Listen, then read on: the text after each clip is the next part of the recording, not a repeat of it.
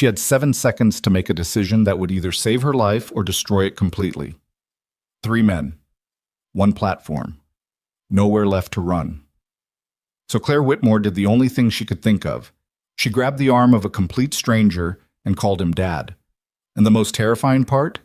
He played along without missing a single beat. If you've ever been desperate enough to trust a stranger with your life, stay with me until the very end of this story. Hit that like button right now and drop a comment telling me what city you're watching from. I want to see exactly how far this story travels. The rain had been falling for 3 hours straight by the time Claire Whitmore descended the last flight of stairs into the DeKalb Avenue station, and the smell hit her first. Wet concrete, machine oil, the specific sourness of bodies compressed by bad luck into a narrow underground space. She pulled her coat tighter and told herself it was the cold that made her hands shake. It wasn't the cold. She had first noticed the men somewhere around Flatbush Avenue, which meant they had been following her for at least 12 blocks. She told herself she was being paranoid. She did that a lot. Talked herself out of the things her instincts screamed at her because she had spent 10 years as a social worker in Brooklyn, and she had trained herself to remain calm, to appear calm, to project the particular quality of stillness that kept volatile situations from igniting.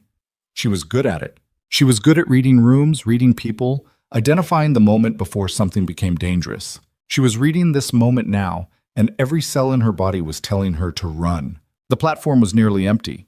12:47 in the morning, rain heavy enough to chase most sensible people indoors. A woman in scrubs stood at the far end studying her phone. An older man sat on a bench with a paper bag between his feet, not drinking from it, just holding it, staring at the tracks.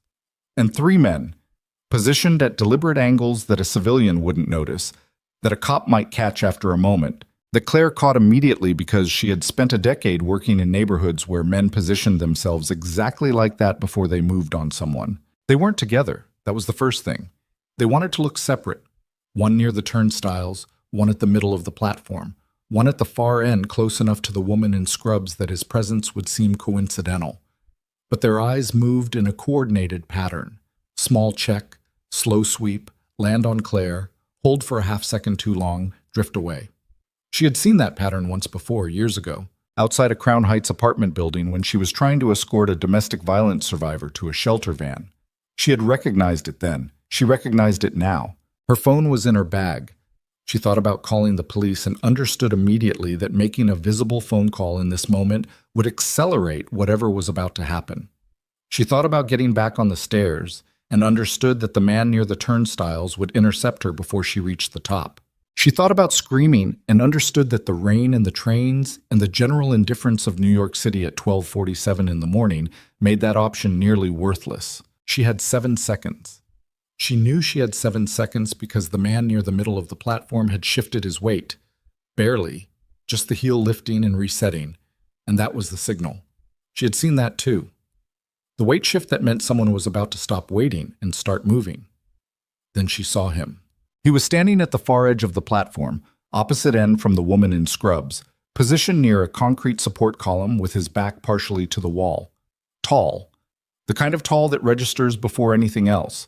A charcoal overcoat, expensive, the collar turned up against a draft that didn't seem to bother him. He was looking at something on his phone, but not in the way people look at phones, without the forward lean, without the slight slack in the jaw. He was holding it in his hands the way someone holds a prop they've forgotten they're holding. Claire didn't decide. There was no decision. Her body was already moving. She crossed the platform in 12 steps and grabbed his arm with both hands, and she said, loudly enough that her voice carried clearly down the platform, "Dad, oh my God, I've been looking for you everywhere. The train was delayed and I didn't know which exit." She set it into his coat, turning her face away from the 3 men, pressing close enough that anyone watching would see a daughter relieved and breathless and slightly frantic, in the way daughters get when they've been worried about a parent in a subway station at midnight. The arm under her hands went rigid. 1 second, she felt the entire body beside her go completely still in the way bodies go still when they're about to react. And in that 1 second, she understood that this man was capable of responding in ways that most people were not. And she had either made the single most intelligent decision of the last 30 seconds of her life. or the single most catastrophic one? Then the arm relaxed. Not all the way. Just enough. His hand, large, unhurried, came up and settled on her shoulder with exactly the right weight. Not too much. Not a performance. The specific contained pressure of someone who knows what reassurance is actually supposed to feel like. His voice, when it came, was low and even, and carried no surprise at all. I told you the N train runs late after 11. You never listen. The mildness of it. The absolute unremarkable mildness. Claire nearly laughed from the sheer shock of it and converted the sound into something that came out as a relieved exhale, pressing her forehead against his arm. She didn't look at the three men. She didn't have to. She felt the change in the platform, the specific quality of attention shifting, recalibrating, moving on. 30 seconds later, the train arrived in a rush of pressurized air and noise, and she boarded beside him without either of them speaking, and when the doors closed, she finally looked up. He was already watching her. Up close, in the ungenerous fluorescent light of the subway car, she could put his age somewhere in the mid-50s. The face was hard-planed, angular, weathered in a particular way that suggested weather as much as age. The kind of face built by sustained exposure to things most faces don't encounter. His eyes were dark gray, the kind of color that can appear almost black depending on light, and they were doing what his phone had been doing on the platform, watching without appearing to watch, taking inventory in a manner so practiced it had become frictionless. He wasn't looking at her like a threat. He was looking at her like a variable he was already calculating. She said, "Thank you," because there was nothing else to say. "Don't thank me yet." He said it without inflection. "Tell me which one you made visual contact with first." Claire stared at him. "I'm sorry?" The three men. The one by the turnstiles, the one mid-platform, the one at the far end. "Which one did you ID first?" The car swayed around a curve. She could still hear her own pulse. "The one in the middle." He shifted his weight. Something changed in his expression. Not much, a fraction of loosening around the eyes, the kind of involuntary response that happens when an expectation is exceeded. "Good." Most people would have said turnstiles. He was positioned to be seen. "That's why I didn't say him." "Yes." He looked toward the black windows. "My name is Damien Ashcroft. You can keep holding your bag like that. It's going to make your knuckles hurt before we reach Atlantic Avenue." She looked down. Her hands were white around the strap. She made herself release it. "Claire Whitmore." "I know who you are." The train noise filled the space between those four words and whatever came next, and Claire held herself completely still the way she had learned to hold herself in rooms where the wrong movement could change everything. "What did you just say?" she said. He didn't repeat it. He didn't need to. "Where's your stop?" "You need to explain that." "I will. Where's your stop?" "I'm not telling you where I live." For the first time, something that was almost a smile moved across his face. Not warmth exactly, more the recognition of a reasonable position. "Smart. All right. Then we'll get off at Atlantic Barclays, and I'll explain there. In public. Wherever you're comfortable. You'll explain how you know my name." "I'll explain considerably more than that," he said, and turned back to the window.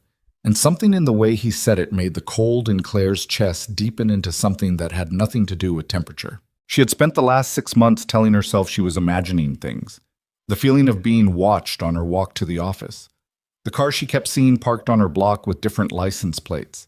The voicemail 3 weeks ago. No words, just 12 seconds of ambient sound before the line disconnected. She had documented all of it in a notes app on her phone and told nobody because she had no evidence. And she worked in social services, and she knew what happened when women with no evidence and no obvious credibility started telling people they were being surveilled. She had told herself she was imagining things. She had worked very hard at telling herself that. Damien Ashcroft clearly had not. They got off at Atlantic Barclays, and he led her to a bench in the main corridor. High traffic, bright lights, a coffee cart 30 feet away with a bored operator wiping down the counter, and he sat with his back to the wall in a way that suggested it was the only way he ever sat anywhere. And he folded his hands in his lap and looked at her directly for the first time and said, "You volunteered at a shelter on Atlantic Avenue 6 months ago, Tuesday and Thursday evenings. You helped a man named Harold." Claire felt something cold move through the center of her chest. "How do you know about Harold?" You gave him your card. Spent about 40 minutes with him one evening in late January going over some housing program paperwork that wasn't going to work for him, and you both knew it. You brought him coffee the next week. Yes. What about him? Damien paused. Not hesitation, she thought. More like a man deciding how much load to put on a structure before he tests whether it's sound. Harold Mercer is not a homeless man. The coffee cart operator was refilling the sugar packets. The overhead announcement system was warning about track changes on the queue line. Everything was very ordinary and very loud, and Claire sat inside it feeling the floor shift under her in a way that had nothing to do with the building. What? He's been operating undercover for 11 years. He was placed in that shelter network specifically because of the population it serves. People who've disappeared from the grid, people running from something, people who can no longer trust official channels. He watched her process this. Someone in that shelter intersected with an investigation my father was conducting before he died. Harold was there to make contact when the right person showed up.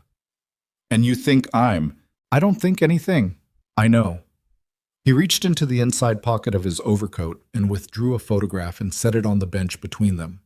It was a photo of Claire, taken from above and at a distance, on the front steps of the shelter. The kind of photo taken with a long lens from a rooftop or an upper window. This surfaced 10 days ago in a file that was not supposed to still exist. That's when the men found you. Claire looked at the photograph for a long time. Looking at yourself in a photograph you didn't know was being taken is a particular kind of violation. The body in the image is yours, but the moment doesn't belong to you at all. Her coat, the navy one, slightly frayed at the cuff. She remembered that evening, February. Still cold. She had brought Harold a hat. Who took this? The same organization that's been running surveillance on your movements for the last 6 months. He put the photograph back. The same organization that sent those 3 men to that platform tonight. Why? I'm a social worker. I haven't done anything. You helped Harold, he said. And Harold has something they desperately want. She looked at him. At the stillness of him, the specific quality of someone who had been operating in dangerous circumstances for so long that stillness had become a physical default. She thought about the arm under her hands on that platform, the 1 second of rigidity before he made his choice. She thought about the fact that he had been standing in that station at 12:47 in the morning with his back to a column. Were you following me? She said. He didn't flinch from it. I was watching the men who were following you. That's different. Is it? Yes, because I'm not the one who sent them. He stood, buttoning the overcoat with 2 precise movements. I have a townhouse on East 72nd Street. I have an intelligence file compiled over 8 months that will answer questions you didn't know you were supposed to be asking. You can come with me, or you can walk out of here and get back on the subway and go home, and I promise you those men will find you again before Tuesday. He held her gaze. Your choice. No pressure. There it was. She had made choices like this before, in her professional life. The moment you had to decide whether the information in front of you warranted changing everything, whether the cost of believing outweighed the cost of not believing. She had learned over 10 years that the wrong choice in those moments didn't always announce itself loudly. Sometimes it was quiet. Sometimes it looked exactly like the sensible, rational, self-protective option. She had 7 seconds on that platform, and she had moved without deciding. She wasn't sure she had the luxury of that kind of instinct right now. She picked up her bag. I want to see this file, she said. He nodded once, already moving toward the exit. I know, he said, and the certainty in it, not arrogance, something more tired than arrogance, something that sounded almost like grief, settled over her like the weight of rain. The car was waiting outside, black, nondescript, engine already running. A man behind the wheel who did not turn around when they got in and did not speak for the entire 40-minute drive through wet Brooklyn and over the bridge into Manhattan. Claire sat with her bag in her lap and watched the city pass through water-blurred windows and tried to organize what she knew. She knew that 3 men had followed her for 12 blocks in the rain. She knew that a stranger on a subway platform had protected her without being asked and without being surprised. She knew that someone had been photographing her for 6 months.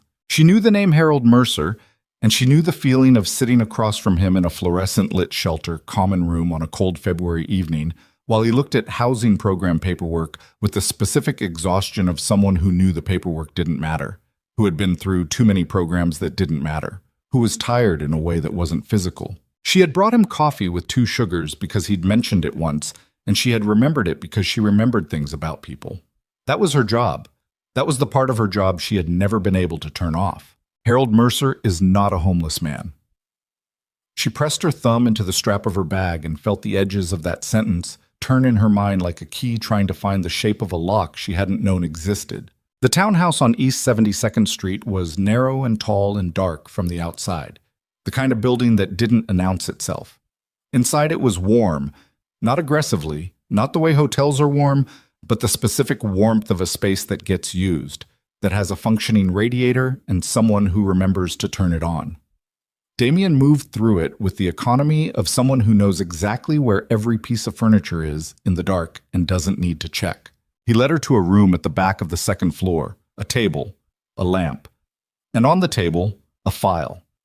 It was not a thin file.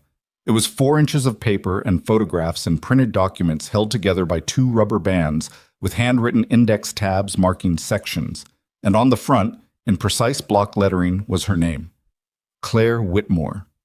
She stood in front of it for what might have been 30 seconds, hands at her sides, not touching it. "This is about me," she said. Not a question. "It's about you," Damien said from the doorway. "And about your father. And about a man named Arthur Ashcroft, who was my father, who died 14 months ago, and who spent the last 6 years of his life trying to finish something he started in 1998. He paused. "The file has been compiled over 8 months. Everything in it is documented. I'll get you water while you start reading." He was gone before she could answer. She sat down. She pulled the rubber bands off. She opened the file. The first page was a photograph of a man she hadn't seen in 22 years, taken on a street she didn't recognize, in what looked like the mid-2000s based on the image quality and the cars behind him. The man was thinner than she remembered, grayer. He was carrying a bag of groceries and looking over his shoulder in the particular way people look over their shoulders when they have been doing it for so many years that it no longer looks like fear. It just looks like a face, her father's face. The file landed open in her hands, and everything she had spent 22 years building, the discipline, the professional stillness, the careful management of the space where grief had lived and eventually calcified into something she could carry, cracked along a seam she hadn't known was structural. She pressed her hand over her mouth. Damien came back with the water and set it on the table and didn't say anything, which was the right thing, the only right thing, and she breathed through it the way she had learned to breathe through difficult rooms and difficult truths, and eventually she lowered her hand and looked at the photograph again. "He's alive," she said. Damien's silence had texture. It wasn't the silence of someone who didn't know the answer.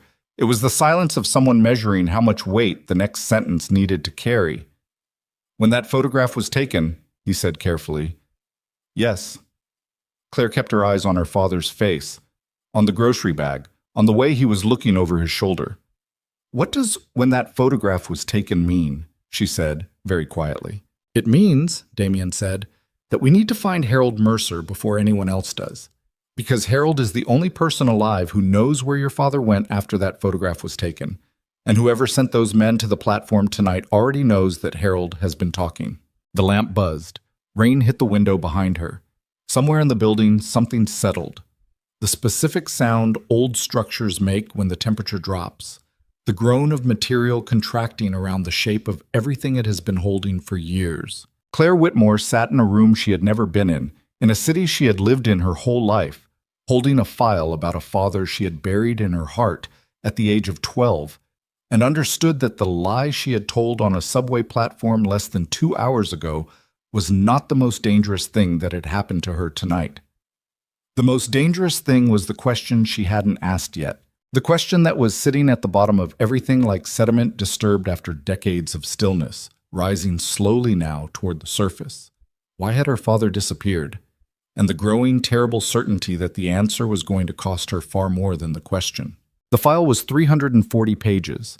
Claire knew this because she counted the sections, not deliberately, but the way the hands do things on their own when the mind has gone somewhere it can't function. The automatic counting, the fingers moving through tabs, The part of the brain that keeps processing texture and number while the rest of it is standing in a field staring at wreckage. She had been reading for 40 minutes when Damien came back into the room. He didn't announce himself. He set a second glass of water on the table and pulled a chair from the corner and sat down with the specific patience of someone who had done this before, had sat in rooms while other people processed information that dismantled them, and had learned that the only useful thing to do in those moments was remain present and quiet and not perform concern. She didn't look up. The page in front of her was a photocopy of a federal document, partially redacted, with black bars covering names and case numbers in a pattern so aggressive it suggested the redactions themselves were a kind of information. What remained visible was a date, March 14th, 1998, and a string of financial figures and a single phrase that had been missed by whoever ran the redaction process, a three-word phrase sitting in the middle of a paragraph like a splinter. Witness entered program. 22 years ago. Claire was 12. She remembered the morning her mother sat her down at the kitchen table in their apartment in Carroll Gardens and used the particular voice, measured, the voice adults used when they had rehearsed what they were going to say so many times that the rehearsal had replaced the emotion, to explain that her father had gone away and wouldn't be coming back. Not dead, just gone. Her mother had been very precise about that distinction, and Claire had spent the next 15 years understanding that the distinction was the cruelest part. Not dead. Just gone. As if that was supposed to be a comfort. She set the page down. He didn't leave us, she said. It wasn't a question, and it wasn't directed at Damien specifically, more at the room, at the lamp, at the specific quality of air in spaces where old information has been sitting too long. No, Damien said. He was put into witness protection. Federal program, March of 1998.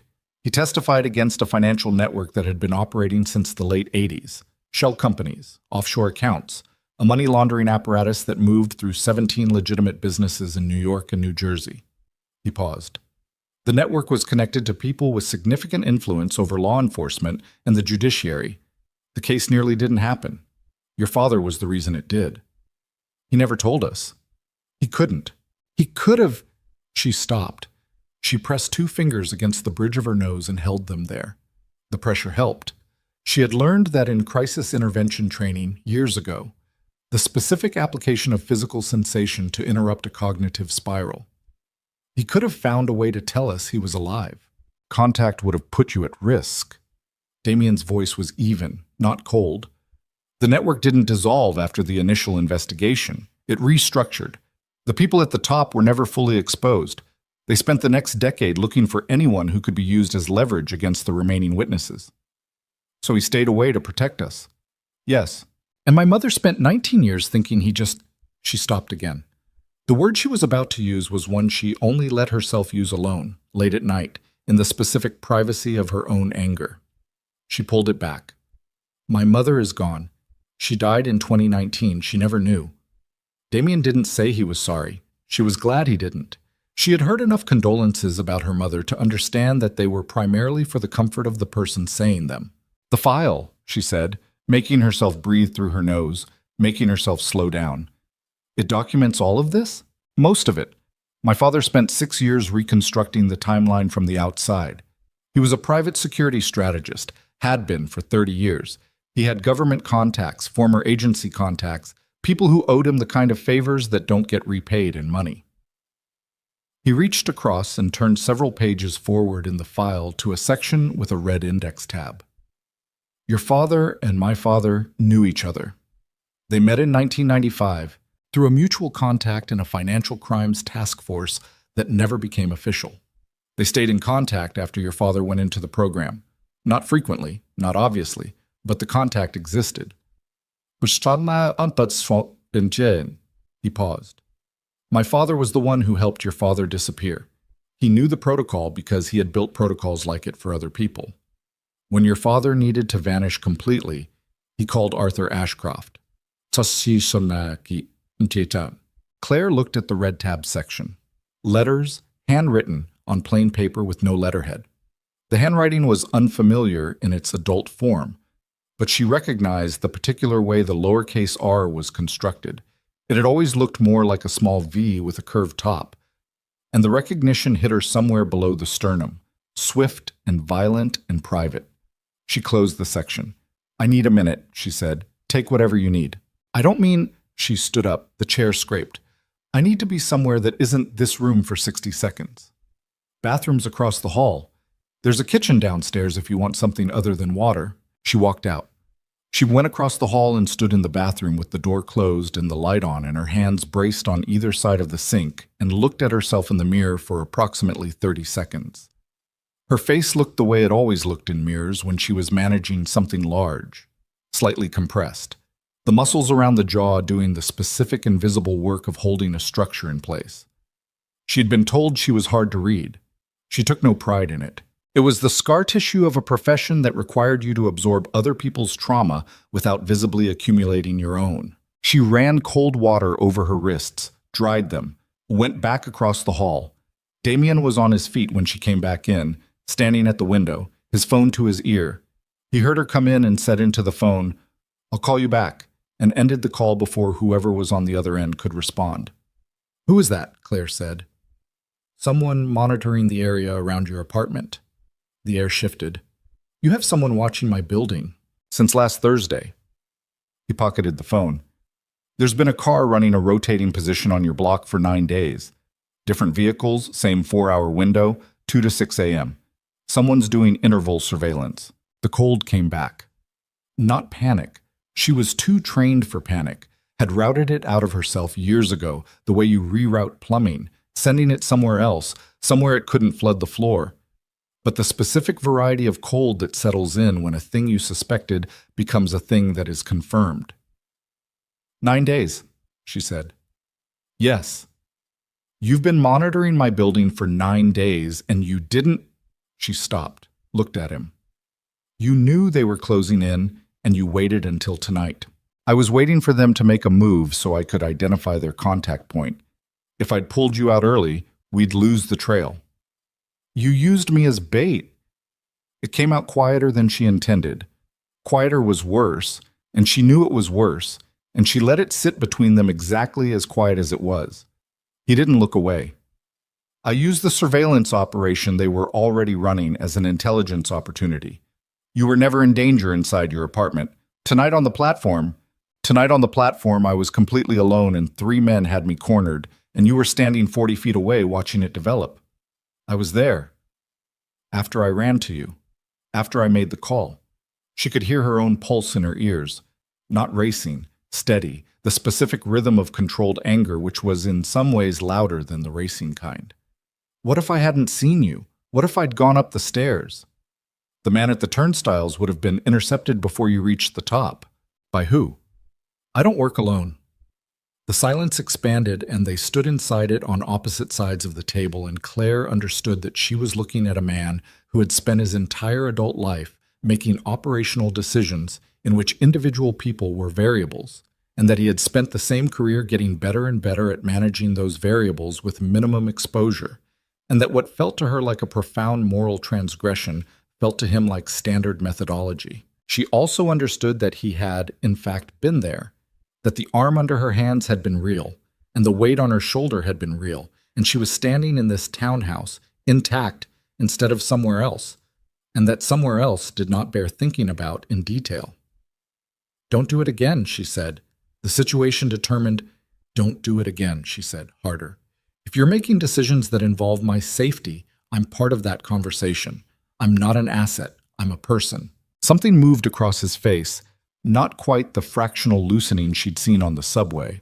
Something more internal, more complicated, like a word forming behind the eyes that didn't make it to the mouth. He nodded once. "Agreed," he said. She sat back down, pulled the file toward her. They worked through the rest of it together, Damien taking specific sections and explaining the operational context, Claire reading the documents and asking questions that were sharp and specific and revealed. He thought, a mind that had spent years learning to identify the structural load-bearing elements in complex situations fast. She was a social worker. She spent her professional life understanding the architecture of people's disasters. She was not, he was recalibrating in real time, someone who needed information softened before it was delivered. The picture that assembled itself across 4 inches of documentation was this.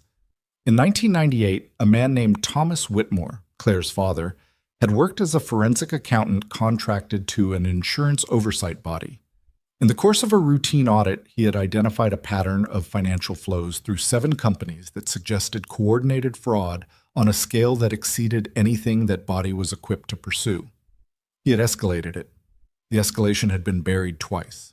He had escalated a 3rd time to a different contact, and that escalation had reached someone who was actually willing to act on it, and the investigation that followed had resulted in 8 convictions. The people at the top had not been among the convicted. The network had continued, not visibly, nothing that would attract the kind of attention that had temporarily threatened it. But the restructuring had been swift and surgical, and within 3 years it was operating at its previous scale through new vehicles and new intermediaries.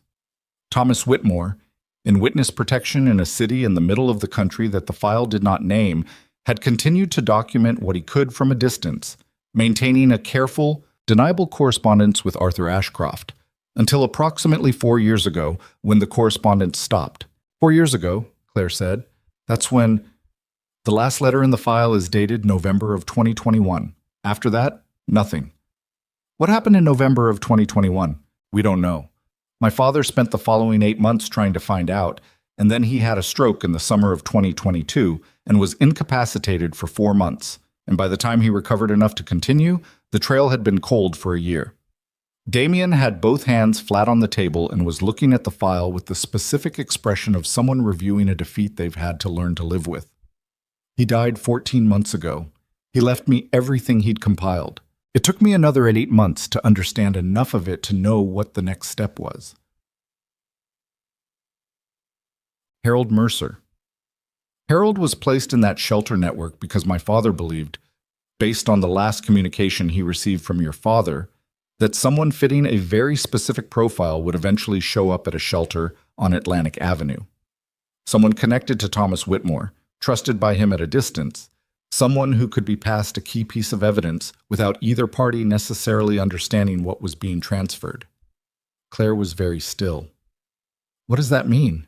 It means, Damien said, that when you gave Harold your card and sat with him for 40 minutes going over housing paperwork, you completed a handoff that your father may have planned years in advance. Harold wasn't there for the housing programs. He was there waiting for you. She heard her own breathing. She hadn't realized she could hear it. I didn't give him anything, she said. I gave him coffee. I gave him my card. I went over some paperwork with him. You gave him your email address, which is not on your business card. She thought back. February. Cold. He had asked if he could follow up about a different program, something he'd heard about from another resident, and she had written it on the back of the card in the particular shorthand she used, the one that looked like her regular email address with 2 characters transposed.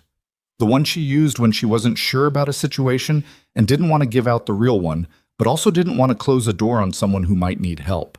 That email address goes to a secondary inbox, she said slowly, which forwards to a server I don't have access to, which means Harold has the capability to route information to someone who has been waiting for an unknown period of time for this handoff to be complete. He looked at her directly. Whoever is hunting Harold knows the handoff happened. That's why you became a target. They're not sure what was transferred or whether you even know what you're carrying, but they can't risk leaving that question open. The building settled again. The radiator ticked. Somewhere several blocks away, a car horn sounded twice and was swallowed by the rain. Where's Harold now? Claire said. That's the problem. Damien straightened up. He was at the shelter through last Thursday. On Friday morning, he was gone. Voluntarily. He signed out, took his personal items, spoke to one of the staff members about needing to travel for a family matter. The staff member described him as calm, not rushed. He made himself. Yes, he knew they were coming and he moved first, which means he's operational. Whatever cover he's been running for 11 years, when the pressure hit, he dropped it and ran clean. He moved to the window, looked at the street below. 11 years undercover in a homeless shelter network. That's not surveillance. That's deep penetration work.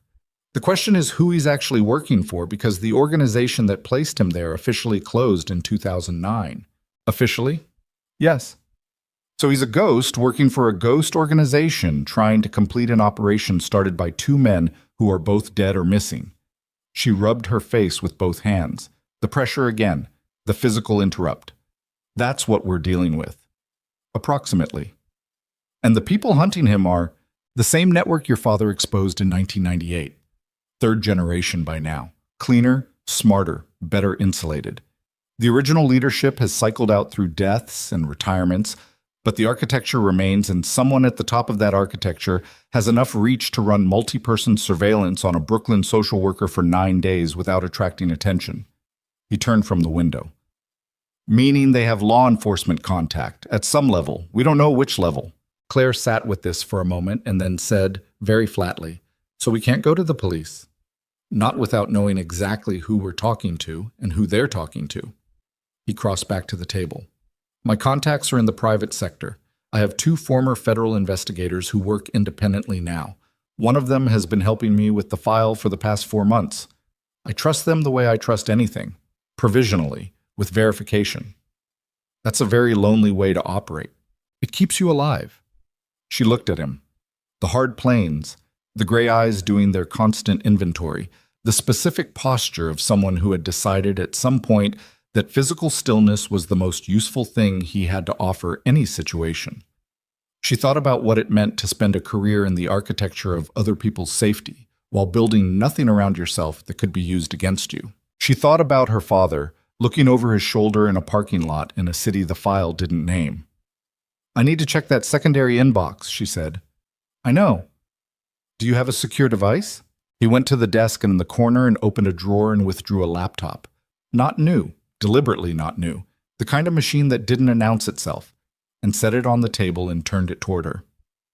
The network here runs through 3 separate routers with geographic masking. It's not perfect, but it's as good as available without taking another hour to set up.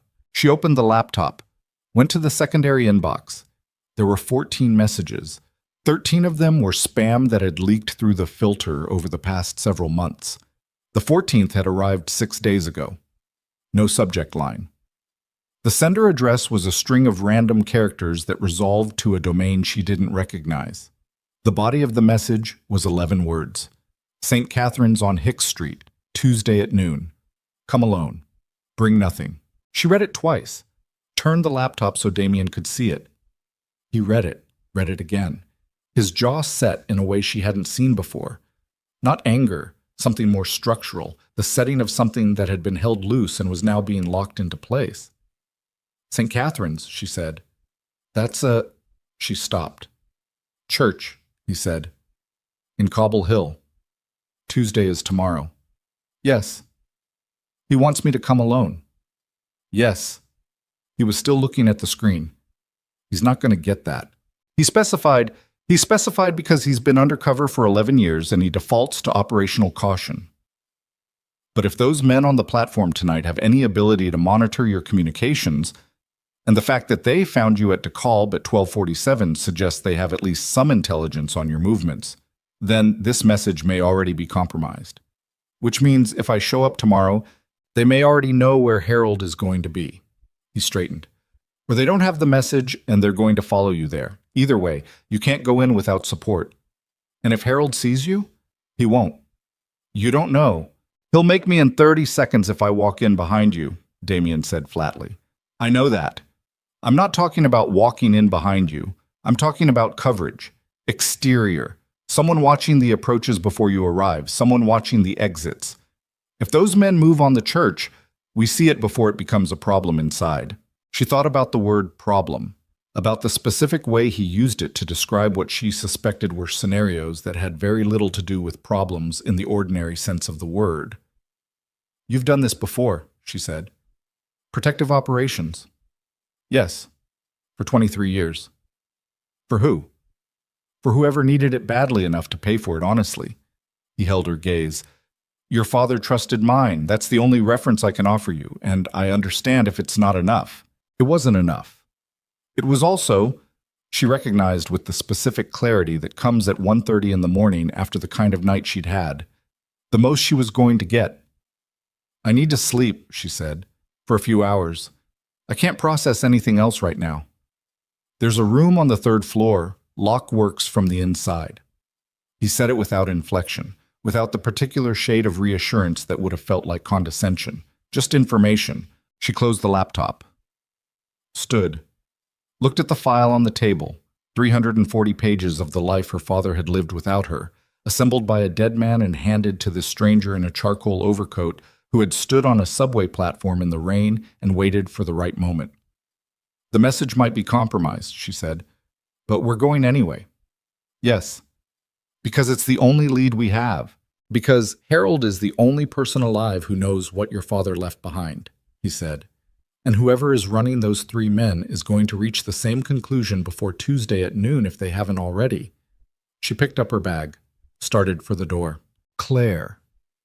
His voice stopped her at the threshold, and something in the way he said her name, without the case file neutrality of the previous 3 hours, with something underneath it that hadn't been there before, made her turn. He was standing by the table with his hand on the file, and he looked for just a moment like a man who had been carrying something very heavy for a very long time and had not yet figured out how to put it down. The letter, he said, in the red-tabbed section. The last one my father received from your father, dated November 2021. You should read it before tomorrow. Not tonight. In the morning, when you've slept. He paused. He wrote it to you, not to my father. My father was just the person asked to hold it until it could be delivered. The threshold held her weight. The lamp in the room threw its light across the table, and the file and the man standing beside it, and cast everything else into the particular warmth of shadows that aren't quite dark. He knew I'd find it, she said. He counted on it, Damien said. He planned for it, for years. She stood in the doorway for another 3 seconds, and then walked out and up the stairs to the 3rd floor, and locked the door from the inside and sat on the edge of the bed, in her coat, in the dark, with her bag in her lap, and tried to understand what it meant to have been protected by a love she couldn't see for 22 years. She didn't sleep for a long time. When she finally did, just before 4 in the morning, she dreamed of a kitchen table in Carroll Gardens and her mother's measured voice and the particular color of February morning light coming through a window. And in the dream, her father was sitting across from her at the table, and he was about to say something and she was leaning forward to hear it, and the train came. The dream always had a train, even dreams she hadn't had yet, and took the words before they arrived. And she woke up at 6:43 with her coat still on and the room full of gray morning light and the certain, physical, devastating knowledge that she was going to walk into that church in Cobble Hill at noon today, and that nothing that happened after she walked through those doors would be anything she could prepare for, because the message was 6 days old. And Damien had said those men had been running interval surveillance on her block for 9 days, which meant that when Harold Mercer sent her that message, whoever was hunting him may already have been 3 days ahead of it. She read the letter at 7:23 in the morning, sitting on the edge of the bed in the 3rd floor room with gray light coming through the single window and the building quiet around her in the way buildings are quiet when the city outside hasn't fully committed to the day yet. It was 4 pages, handwritten on the same plain paper as the others, in the same handwriting with the same lowercase r that looked like a small V with a curved top, and it began not with her name, but with 2 words that her father had apparently decided were the most accurate way to begin the most important letter he would ever write. I'm sorry, not for leaving, not for the program, not for the disappearance, not for the 22 years of silence. He was sorry, he wrote, for the specific moment at the kitchen table when her mother used the measured voice.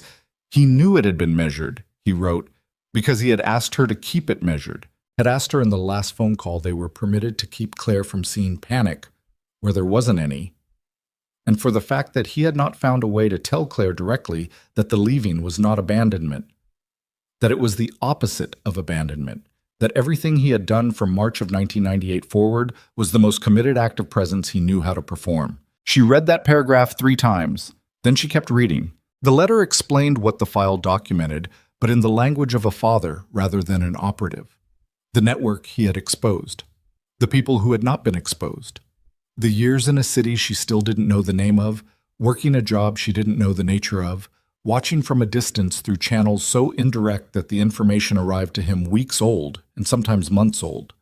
Her high school graduation, which Arthur Ashcroft had attended without identifying himself, sitting 3 rows back and to the left, and had described to Thomas Whitmore in a letter that apparently made Thomas Whitmore unable to work for the rest of that day.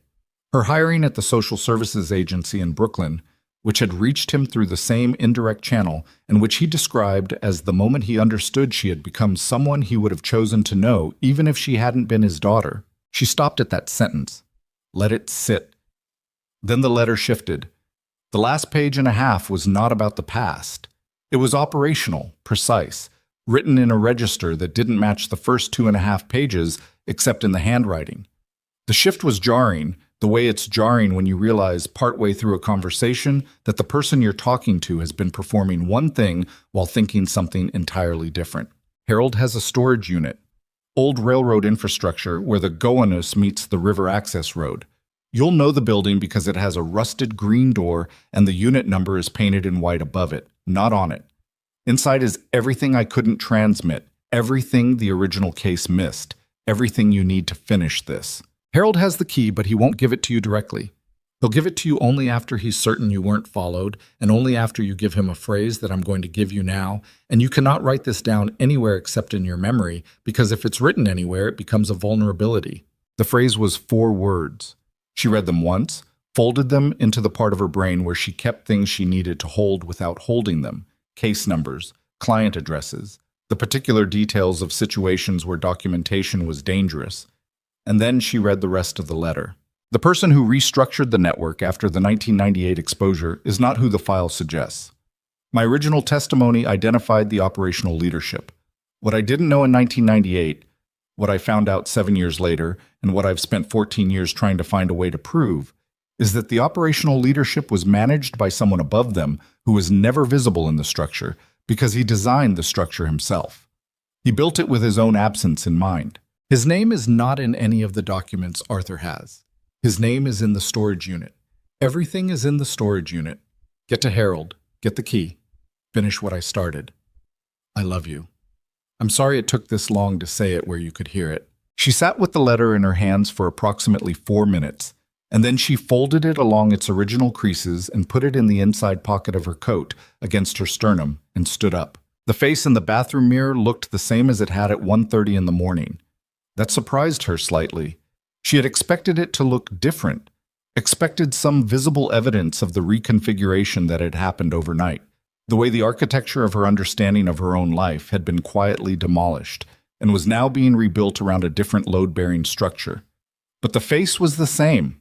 The jaw was doing its work. The eyes were doing their work. She went downstairs. Damien was in the kitchen, not cooking, standing at the counter with coffee and a phone and 3 printed documents that he turned face down when she came in, not surreptitiously, just with the practiced reflex of someone who manages information the way other people manage their physical space. He looked at her and did the rapid assessment she had started to recognize. The sweep that started at the eyes, moved to the hands, clocked the posture, delivered a verdict he didn't share. Coffee, he said. He left a storage unit, she said, but Harold has the key. My father's letter has the location and a phrase I need to give Harold for him to hand it over. Damien set his coffee down. How specific is the location? Specific enough. Gowanus. Old railroad infrastructure near the river access road. Green door. I know the area. He picked the coffee back up. What's in the unit? Everything. Documentation the original case missed, and the identity of the person at the top of the network. The one who designed the structure so his own name never appeared in it. She watched him process this. There was something in his expression she couldn't fully read. Not surprise, the man processed surprise internally. She had learned that, but a specific tightening around the eyes that suggested a variable he hadn't fully accounted for had just arrived. Your father knew his name, he said, for 14 years, apparently. And he never gave it to my father. She held his gaze. No. The kitchen was quiet for a moment. The coffee maker finished its cycle with a sound like a small exhalation. Why not? Damien said. It wasn't quite a question. The letter doesn't say. She paused. Does that concern you? He looked at her steadily. It raises a question. Then say the question. My father and yours maintained contact for over 20 years. Your father had the most critical piece of information in the entire investigation, and he never passed it through the channel they'd been using. He set the coffee down again. Either he didn't trust the channel to hold that information safely, or he didn't fully trust your father, Claire said. The words sat between them like something dropped. Or both, Damien said. She appreciated that he didn't flinch from it. She appreciated that he was the kind of man who could hear a sentence like that about his dead father and hold it without defensiveness, without immediately moving to refute it, turning it over with the same neutrality he applied to everything else. The letter trusts you, she said. It sent me to this house. It expects me to work with you. But it kept the most important piece isolated, accessible only through Harold, only through you. He picked up the phone, looked at it without seeing it, put it back down. Your father built a failsafe into the handoff. If any part of the chain was compromised, the key piece, the name, couldn't be extracted from the rest of the documentation. You're not offended. I'm impressed, he said, quietly and without sentiment. It's good architecture. He looked at her. We need to leave for Cobble Hill in 90 minutes. I need to brief my team on coverage positions before we move. How many people?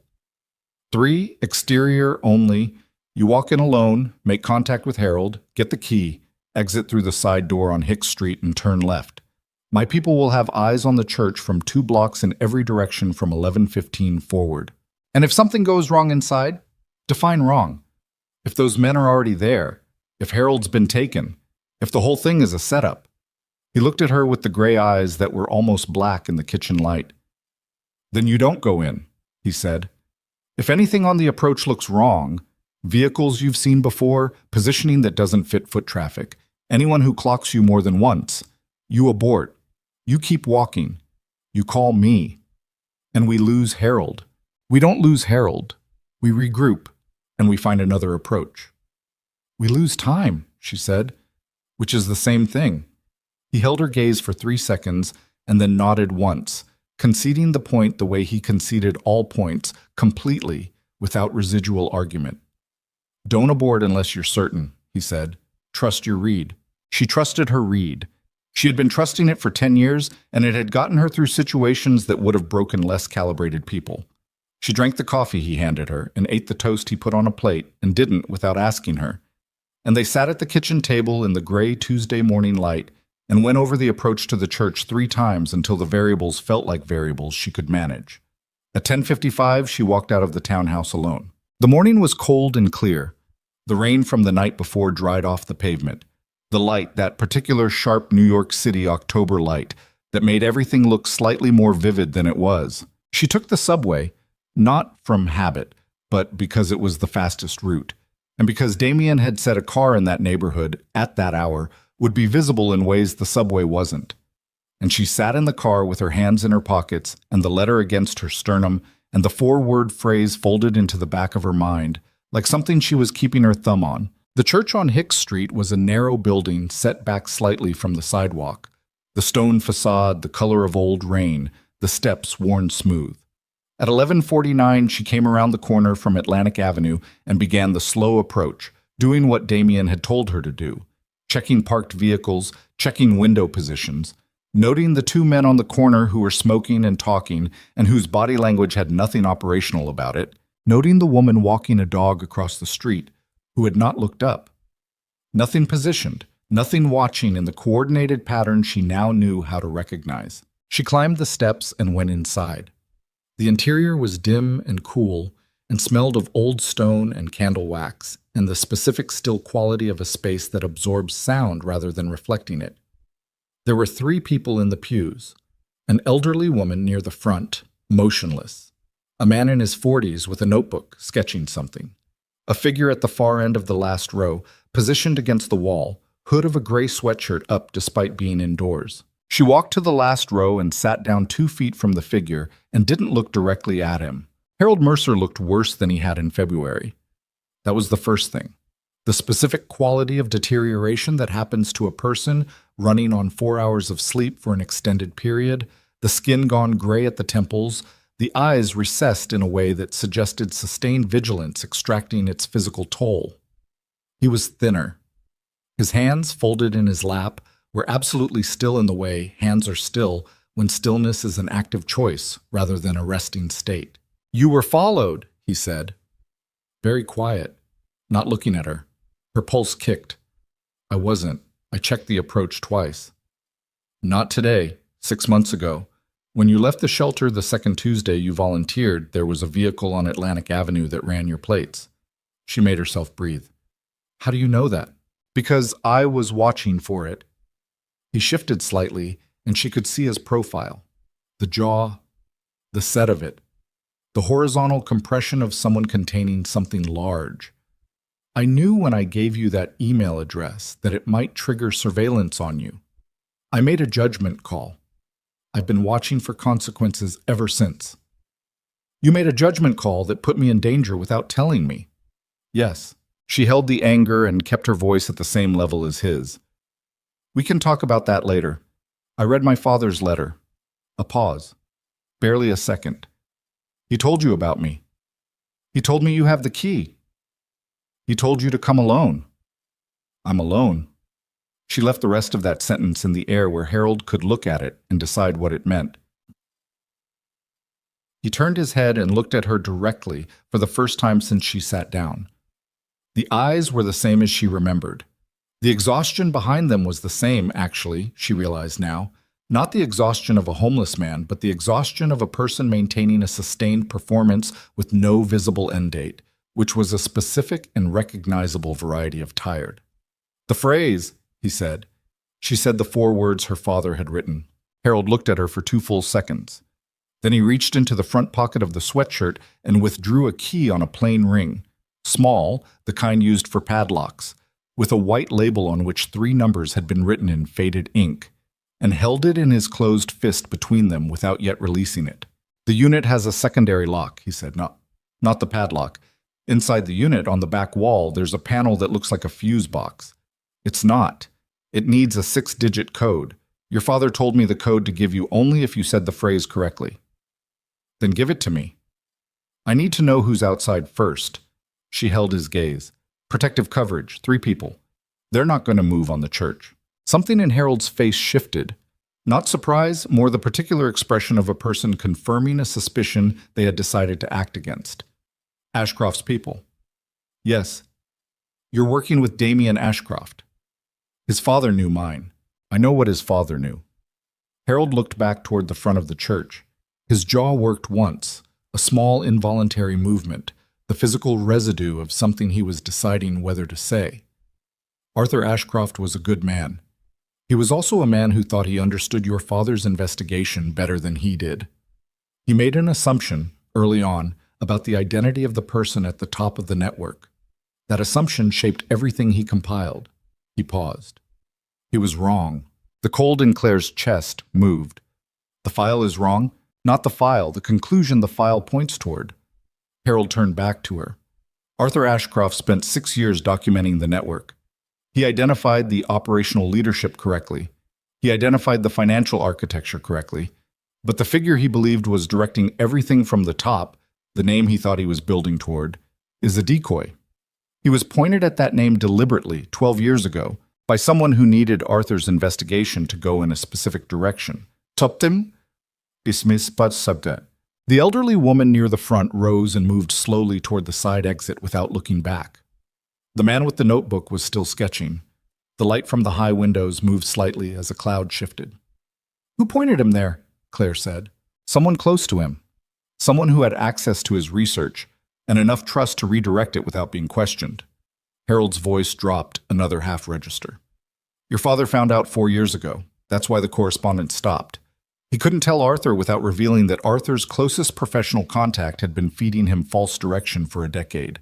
And he couldn't tell Arthur's contact that he knew, because that contact was the person he was afraid of. Claire heard herself say, "Tell me the name," before she fully understood what she was asking. Harold opened his mouth.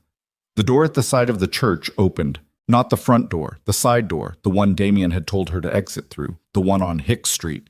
And the man who came through it was not one of Damien's 3 exterior team members because she had never seen this man before. And he was moving with the specific quality of motion that did not belong in this space. A forward-leaning urgency that carried with it the compressed intention of someone executing a timed sequence. Behind him, 2 more. Harold was on his feet before Claire had fully processed the movement, and he grabbed her arm. Not gently, the grip of someone operating on pure trained response, and said one word directly into her ear. Run! She ran. Harold went left toward the front, and she went right toward the main entrance because separating was the only logic available, and her legs were doing it before her brain finished the order. She hit the main door with her shoulder and came out into the sharp October light on the front steps, and was halfway down them when her phone vibrated. Damien, a single word text, abort. Too late for abort. She turned left on Hicks Street and ran, and she was 40 feet from the corner when she saw the fourth man, not from the church, stationed on the sidewalk, the posture of someone waiting for exactly this. And she turned before he could close the angle and went right down a narrow service passage between two buildings and came out on a parallel block and kept moving. Her phone was in her hand. She called Damien. He picked up before the first ring completed. Where are you? 1 block east of the church. There were 4 of them. Harold ran. I don't know which direction. I have visual on the church. 3 men exited your side door 30 seconds after you. The 4th was on Hicks. My team pulled his attention, but he'll reacquire you in under a minute. A pause. 2 seconds. The kind of pause in which she had learned a great deal of computation happened. There's a parking structure on Pacific Street, half a block from where you are. Gray exterior, green stripe. Get inside and go to the 3rd level. She got inside. She went to the 3rd level.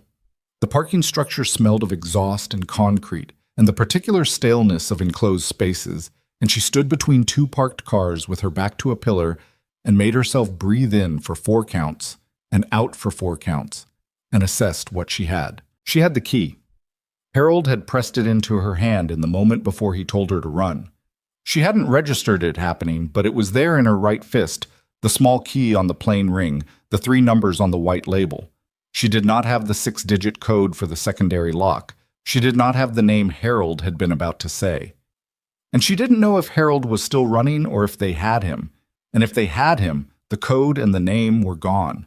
The black car came up the ramp at parking structure speed and stopped 4 feet from her, and the passenger door opened and she got in, and Damien pulled out before the door was fully closed, and she sat in the passenger seat with the key in her hand and the adrenaline converting itself into the specific trembling that came after, rather than during, the body's delayed invoice for what it had just spent.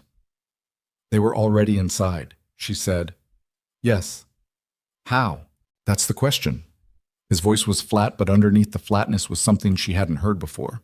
Not quite anger, something older and more controlled than anger, the voice of someone recalculating from a position they hadn't expected to be in. My team had eyes on all 4 approaches from 11:15. Nobody matching that description entered the church after you, which means they were inside before 11:15. Before your coverage started. Yes, which means they knew the time and location in advance, she said. The car moved through traffic, and nobody spoke for approximately 10 seconds. The message, Claire said. Harold's message to my email, 6 days ago. Yes. You said the surveillance on my block started 9 days ago, 3 days before Harold sent the message. Yes. So they didn't intercept Harold's message. She turned to look at him and found him already looking at the road with the jaw set in the way it had been set in the kitchen that morning, but harder now, locked down in a way that suggested he had arrived at the same destination she was arriving at and had been sitting there alone for the last 4 minutes. They already knew. Before the message was sent, they knew about the meeting. That's what the timeline indicates, he said. Harold couldn't have told them. Harold ran. Harold ran, Damien agreed. She looked at the key in her hand. Then who told them? Damien drove. The city moved past the windows in the particular blur of a Tuesday morning in October, ordinary and indifferent and relentless. And when he finally spoke, his voice had the quality of something said once and not repeated. The quality of a thing a person says when they've been holding it since a kitchen in the early morning and can't hold it any longer. I had 3 people on exterior coverage, he said. I briefed them at 9 this morning. Location, time, entry point, exit point. He paused. One of them has been with me for 11 years. She heard it, heard what was underneath it, the specific arithmetic of it. 11 years of proximity, 11 years of access, 11 years of knowing which questions to redirect and which files to leave untouched. Harold said someone close to your father pointed his investigation in the wrong direction for a decade, she said very carefully. someone with enough access and trust to redirect without being questioned. Damien's hands on the wheel were absolutely still. Marcus Webb, he said. The name came out with the weight of something that had been examined from every angle for a long time and still didn't make sense even when it did. He's been my operational partner since I started this firm. He helped me compile the file. He knew every step of what I was building toward, and he told me 4 months ago that the name at the top of the network was... He stopped. Was who? Claire said. A man who died in 2019, Damien said, conveniently and completely, with no estate and no surviving organizational connections. A man whose death made the investigation impossible to complete because the primary subject no longer existed. He exhaled through his nose. Marcus identified him. I verified the identification against the file. It was airtight. Because Marcus built the file with you. The car stopped at a red light. On the sidewalk, a woman pushed a stroller over a gap in the pavement, and someone held a door, and somewhere 2 floors above a window opened. I need to reach Harold, Claire said, before they do. The code for the secondary lock and the name he was about to give me. If Marcus has been running intelligence to the network for the past 4 months, everything I know about Harold's current position is already compromised. Damien's voice was very even. The evenness of it was the most alarming thing she had heard all morning. Every safe house I know about, every contact, every approach. He looked at her. 1 full second, the gray eyes doing the inventory, landing on something he apparently decided needed to be said directly. If they reach that storage unit before we do, this ends. Everything your father spent 22 years building ends with it. She looked at the key. 3 numbers on a white label. A padlock on a unit beside old railroad tracks where the Gowanus met the river access road. A panel on the back wall that looked like a fuse box. 6 digits standing between everything and nothing. She had the key. She did not have the code. Harold Mercer was somewhere in this city, running from 4 men sent by a network that had just learned their inside position was at risk, carrying in his head the 6-digit code and the name that could dismantle everything. And the only person who might be able to find him was a man whose operational network had just been turned inside out by the partner he had trusted for 11 years. And somewhere beneath all of it, a question that had been sitting in the back of Claire's mind since the kitchen that morning was finally rising to a place where she could no longer ignore it. If Marcus Webb had been feeding misinformation to Arthur Ashcroft for a decade, and Arthur Ashcroft had been Thomas Whitmore's only trusted contact in the outside world, then how much of what Thomas Whitmore believed about his own safety had been constructed by the same hands that were now hunting his daughter? The light changed. Damien drove. The drive back to the townhouse took 19 minutes, and neither of them spoke for 17 of them. Damien drove with both hands on the wheel and his eyes on the mirrors more than the road ahead. The specific pattern of someone running a counter-surveillance route without announcing that's what it was. Unnecessary turns, a doubled block, the kind of driving that looked like indecision to anyone watching and was the opposite of indecision. Claire sat with the key in her closed fist and watched the city, and let the silence be what it needed to be. At the 17th minute, she said, "Does Marcus know where the townhouse is?" "Yes." "Then we can't go back." He didn't answer for 2 seconds. "No," he said, "we can't." He turned north instead of east, and they drove without destination for another 6 blocks. While he thought, and she watched him think. The jaw, the eyes, the particular quality of computation happening behind a face trained to reveal nothing while the computation ran. She was learning to read the computation without the face. The micro changes, the way his right hand shifted its grip by a fraction when he was discarding an option. "I have a secondary location," he said. "West Side. It's off the books, not registered to anything connected to the firm. I've never told Marcus about it." A pause. "I've never told anyone about it." "How long have you had it?" 3 years. She looked at him. "You've been running a contingency for 3 years and you didn't use it as your primary. The townhouse had better infrastructure for the file work. Secure servers, physical storage. The contact network already knew that address." He checked the mirror. "I kept the secondary because I've been doing this long enough to know that the day you need a location nobody knows about is the day you won't have time to set one up. That day is today." "Yes." The secondary location was a 4th-floor apartment in a building on West 23rd Street that looked exactly like every other building on West 23rd Street. The particular anonymity of a Manhattan mid-block residential building that had never been interesting enough to be notable.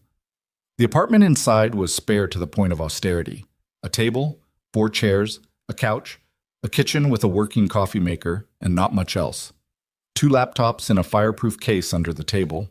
A landline phone that looked obsolete and wasn't. Damien set the laptops up while Claire stood at the window and looked at the street below and ran through everything she had, which was 1 key, 1 partial location, 1 address she hadn't been to yet, and the 4-word phrase her father had given her that had already been used. "I need to find Harold," she said. "Working on it." He was at the table with both laptops open, fingers moving. "Harold has a protocol for situations where his cover is blown. My father documented it. Not the specifics, but the shape of it. He'd have 2 or 3 pre-established fallback positions, places he'd scouted in advance, places with enough foot traffic to hide in, and enough exit options to run from. The question is whether any of those positions are connected to anything I know about, because if Marcus has been inside my operation, then Harold's fallbacks might be compromised too. If Marcus knew about them, but Harold's protocol wasn't built for my father or for me.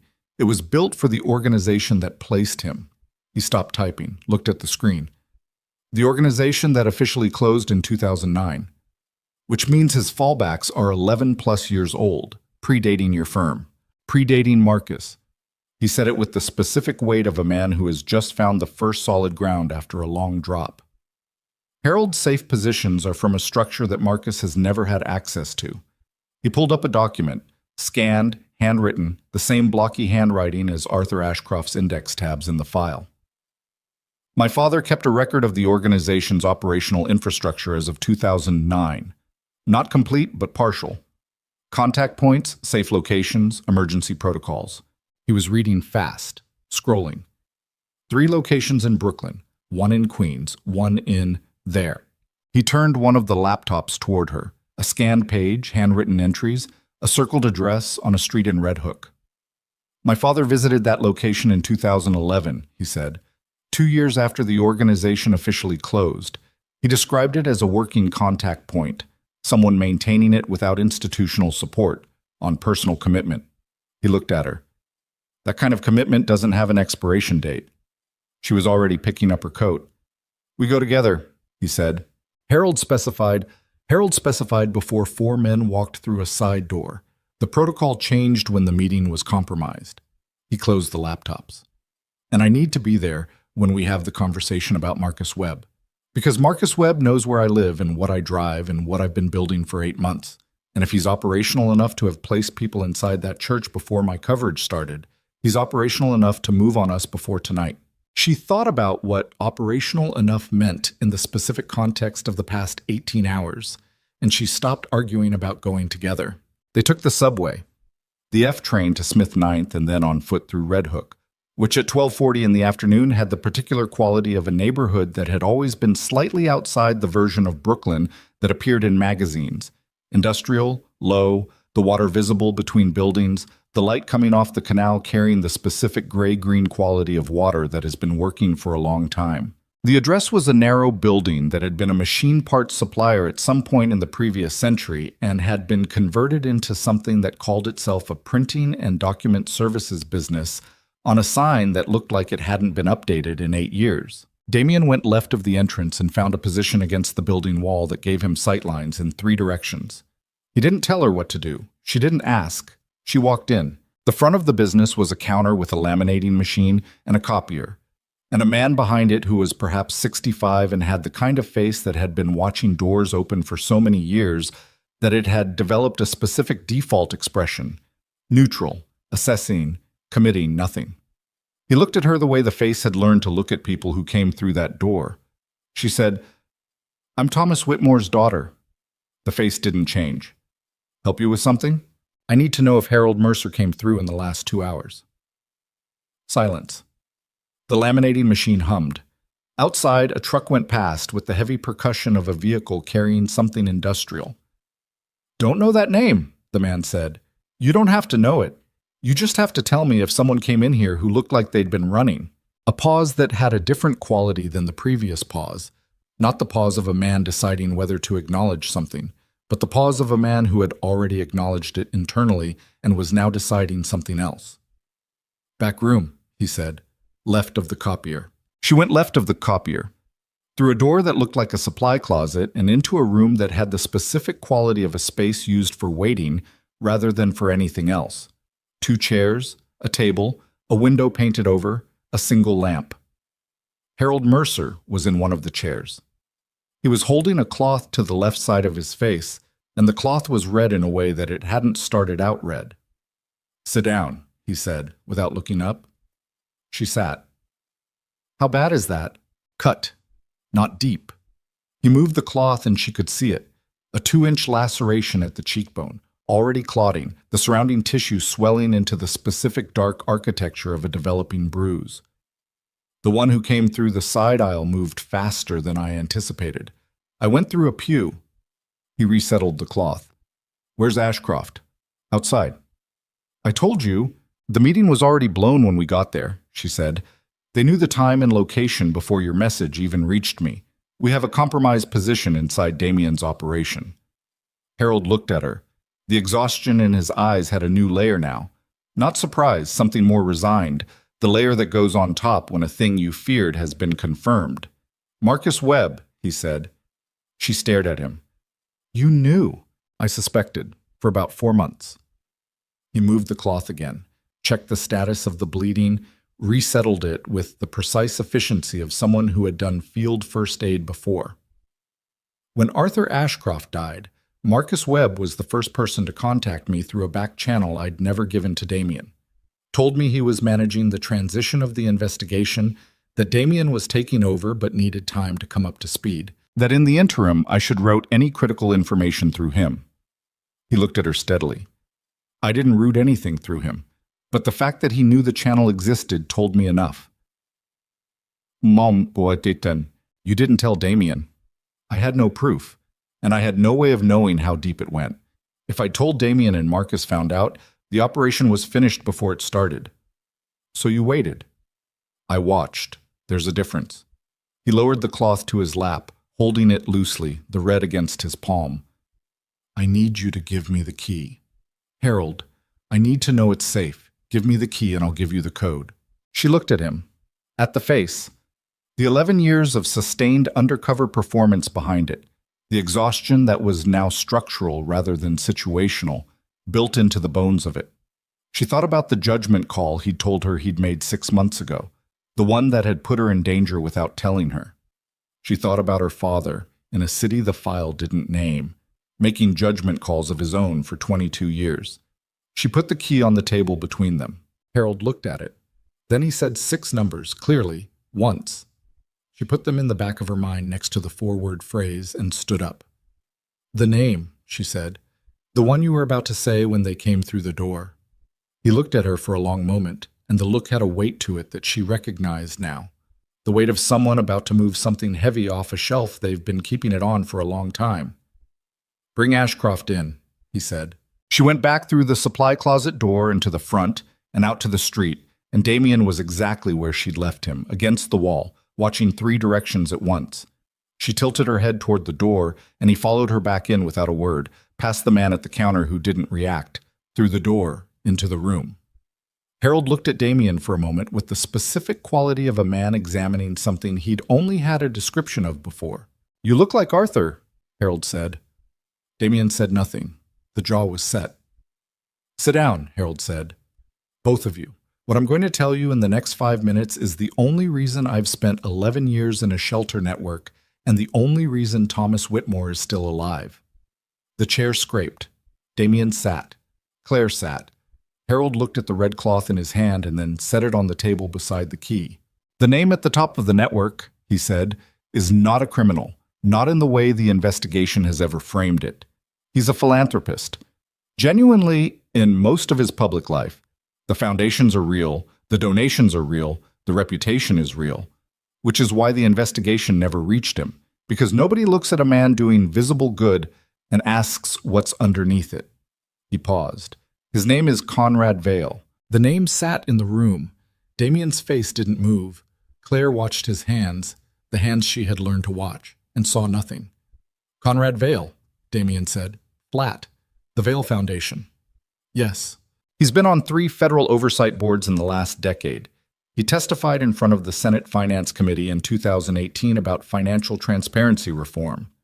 Damien's voice was very precise, each word placed with the care of someone building something they need to hold weight.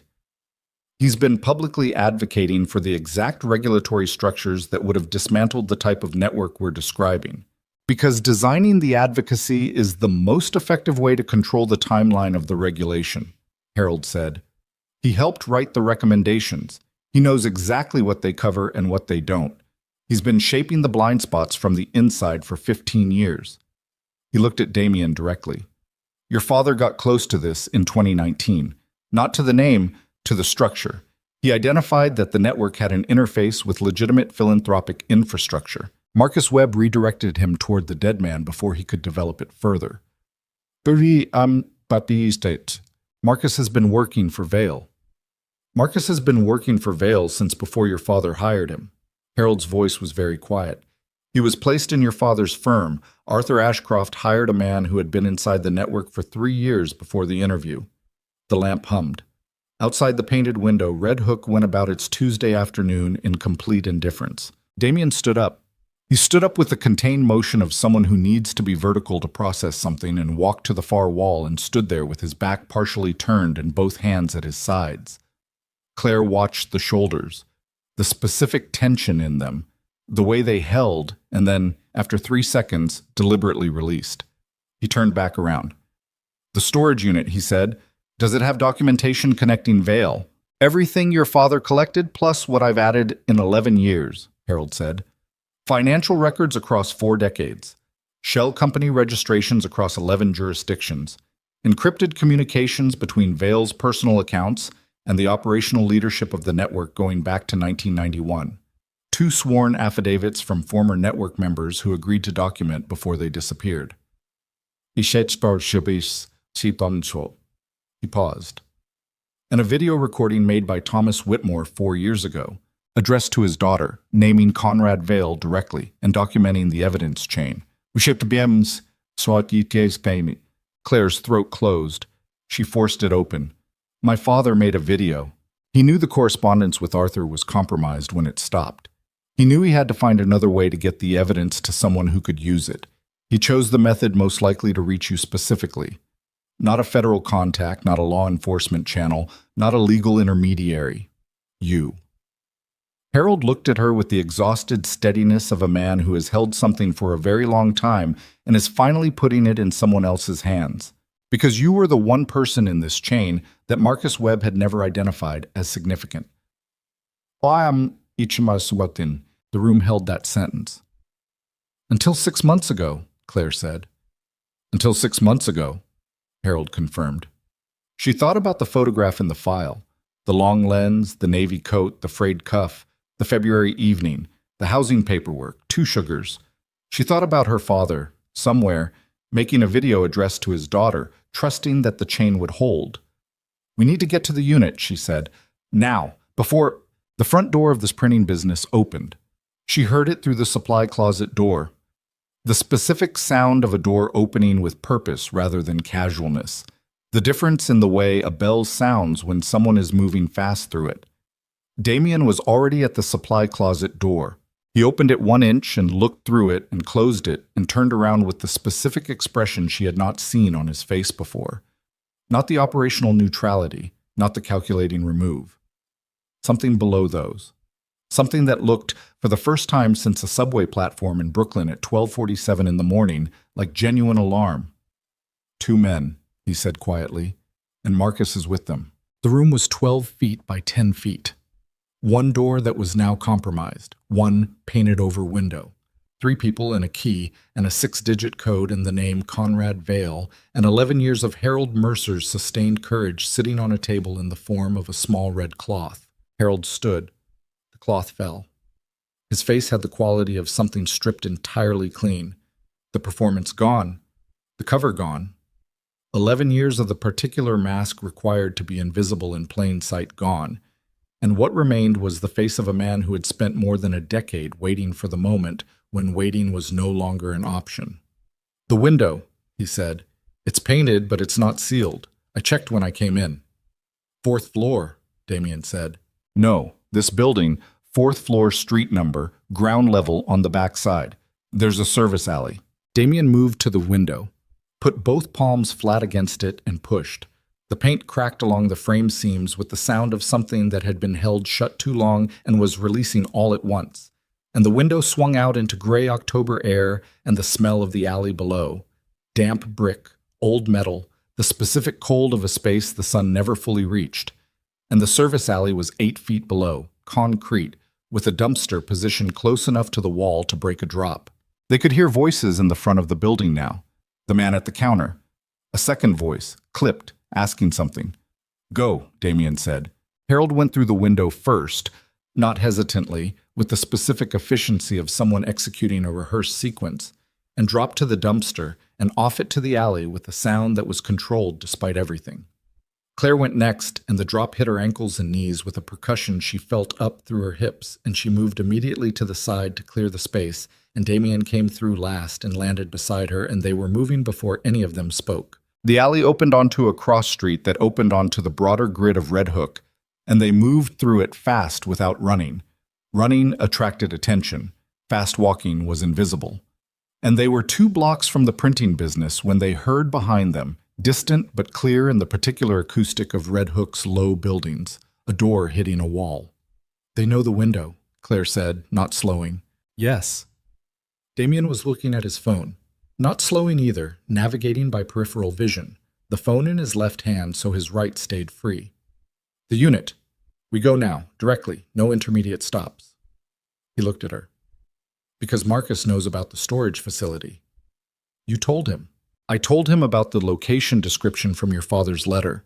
I didn't have the unit number. He doesn't have the code. His voice was very controlled.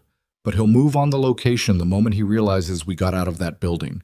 We have maybe 40 minutes before they can position people at the site. 40 minutes. Red Hook to Gowanus. The key in her pocket, 6 numbers in her mind.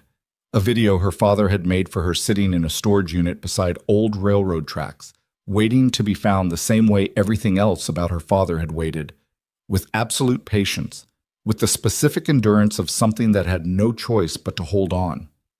She pulled her coat tighter against the October cold and kept moving. They found the unit at 2:17 in the afternoon. The building was exactly as her father's letter had described. The railroad infrastructure, the industrial framing, the rusted green door set into a concrete wall beside a chain-link fence, beyond which the water access road ran parallel to the canal. The unit number was painted in white above the door, not on it. Unit 34. The padlock opened on the first try. Inside was cold and dark and smelled of age. Not decay. Age. The smell of paper held in controlled conditions for an extended time. The specific dry stillness of a sealed space. Damien found a cord and pulled it, and a single overhead bulb came on, and they stood in the light of it and looked at what Thomas Whitmore had spent 22 years building. The storage unit was 8 feet by 12. Every wall was shelved. The shelves held archival boxes, numbered sequentially, 41 of them, each labeled in the same handwriting as the letter. On the back wall, exactly as described, was a panel that looked like a fuse box. It was not a fuse box. Claire crossed to it. There was a keypad beneath the panel cover, 6 digits, a confirmation button. Her hands were not shaking, which surprised her, and then didn't. The forward phrase had not been the key. The 6-digit code was the key. The phrase had been the test, not of her identity, but of Harold's trust, and Harold had extended it, and the code was what she had. She entered it, 6 numbers, the ones Harold had said once and clearly, and pressed the confirmation button. A small mechanical sound, not dramatic, a simple magnetic release, and the panel swung open on a hinge. Behind it was a single shelf. On the shelf, 2 external hard drives wrapped in static protective material, a sealed legal envelope, and a tablet device in a protective case. She picked up the tablet, pressed the power button. The screen came on. Full charge. The kind of charge you get from a device in a temperature-controlled space connected to a trickle charger, and on the screen was a single media file named with a date, November 18th, 2021, the same date as the last letter in the file. The day the correspondence stopped, Damien was at the door of the unit, watching the approach. He turned at the silence that followed the tablet screen coming on. Claire looked at the file on the screen, at her father's name listed as the recording's creator in the file metadata, at the date. "Play it," Damien said. She pressed play. The video was low resolution, a laptop camera, a plain background, the lighting of a man who had set this up himself in whatever space he'd had available. The man on screen was 61 years old and bore a relationship to the father she remembered the way a river bears a relationship to its source. Recognizably the same origin, shaped entirely differently by the distance traveled. He was thinner, his hair was gray. He sat with the specific stillness of someone who has rehearsed what they're going to say and then decided to say something different. He looked directly into the camera. He said, "Claire," and something in the way he said it, the word carrying the weight of 22 years of unsaid things, of high school graduations watched from 3 rows back and to the left, of a letter written to a daughter he couldn't reach through any channel that was safe enough to be worth the risk, broke the last structural element in the careful internal architecture she had spent the morning reinforcing, and she felt it go. The precise sensation of a thing that has been held under pressure for too long, releasing all at once. She didn't put the tablet down. She held it and watched her father's face and listened to his voice and let whatever was happening in her chest happen, because she was alone with Damien Ashcroft in a storage unit beside the Gowanus Canal, and the drive had taken 40 minutes, and Marcus Webb had known about this location, and they had maybe 12 minutes before. The door at the far end of the building opened, not the unit door, the building entrance door, 20 feet down the corridor, with the specific sound of purposeful entry. Damien turned from the unit doorway and looked at her once, the gray eyes, the inventory, the calculation completed in the half-second available for it, and then he did something she hadn't seen him do yet. He reached into the inside of the charcoal overcoat, and his hand came back out with something in it, and the something was small and dark and had the specific gravity of an object designed to end arguments. "Get behind the shelves," he said. "Left side, down." She got behind the shelves. Down. The overhead bulb swung slightly in a draft from the opened building door, throwing moving shadows across 41 archival boxes and a tablet screen where her father's face was still speaking, the audio now playing into the silence of the unit, his voice describing Conrad Vale and the financial architecture of 4 decades of concealed corruption, the words emerging with the calm precision of a man who has had a very long time to get them exactly right. And outside the unit in the corridor, the footsteps were getting closer, and Damien was standing at the unit door with his back against the frame and the door half closed in front of him, and Claire was behind the shelves with both hands flat on the concrete floor and her heart doing the thing hearts do when the body understands that the next 60 seconds are going to determine everything that comes after them. The footsteps stopped. A voice? Clipped? Familiar? Carrying the specific authority of someone who has spent years in positions where authority was a professional requirement, said from the corridor. 6 feet from the unit door. "Damien, I know you're in there. I know she's in there, and I know you have what we came for." Marcus Webb's voice. Calm, professional, carrying the specific weariness of a man who had been running a long operation and was ready for it to be finished. "Come out," Marcus said. "Both of you. We can do this without anyone getting hurt." The tablet played on. Thomas Whitmore's voice named figures, named accounts, named Conrad Vale, with the steadiness of a man speaking his most important truth into a camera, in a room somewhere in a city no one had told his daughter the name of, and the name landed in the unit with the weight of everything it had cost to arrive there. And Damien's hand was steady on what he was holding, and Claire pressed her palms flat against the cold concrete floor and breathed in for 4 counts, and waited for what came next. The overhead bulb swung once and went still. Damien didn't move from the doorframe. His back was against the right side of it, the door half pulled toward him, the angle giving him a sliver of corridor view without exposing his position. Claire could see his profile from behind the shelves, the jaw, the stillness, the hand holding what it was holding with the specific steadiness of someone who had made the relevant decision before the situation required it. Marcus Webb was 6 feet away in the corridor, maybe less. "I'm not going to ask twice," Marcus said, and the weariness in it was real. She could hear that it was real. The weariness of a man who had been maintaining 2 identities for 11 years and was ready for one of them to stop. Damien said from behind the door, "How long?" Not a shout, conversational. The specific register of a question you already know the answer to and are asking anyway, because you need to hear it confirmed in the other person's voice. A pause. 13 years, Marcus said, before you came to the firm. 2 years before. Yes. Another pause, longer, the corridor holding it between them the way a room holds a sentence that's taken a long time to arrive. My father trusted you, Damien said.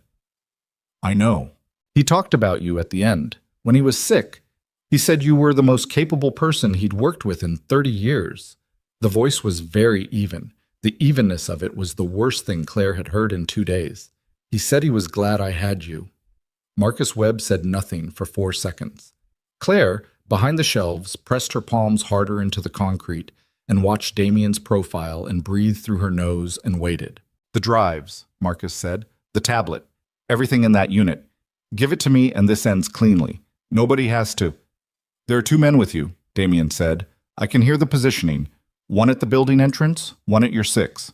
The one at your 6 is standing too close. He's going to be a liability if this goes physical. A beat. Damien, tell me about Conrad Vale. Another pause, different quality. The pause of someone recalculating. He's not what the documentation makes him appear, Marcus said. The network. It's more complex than don't. The word came out of Damien with the specific compression of a thing that had been held under very high pressure for a very long time and was now released in the smallest possible controlled amount. Don't explain it to me. Don't make it complicated. You spent 13 years inside my father's life feeding information to the man who was hunting the Whitmore family, and you don't get to make that complicated. The corridor was quiet. The tablet behind Claire was still playing.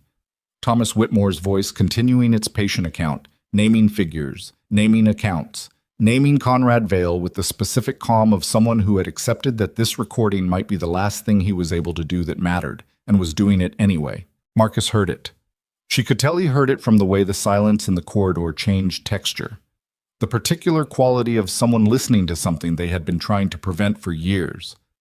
Turn it off, Marcus said. Quieter now, something different in it. No, Damien said. What happened next happened in approximately 8 seconds, and Claire experienced it the way the body experiences high-speed events. Not sequentially, in a compression of sensation and response that the brain assembles into sequence afterward. The door moving. Damien moving with it. A sound that was impact, close and hard. Another sound she identified as something hitting the corridor wall.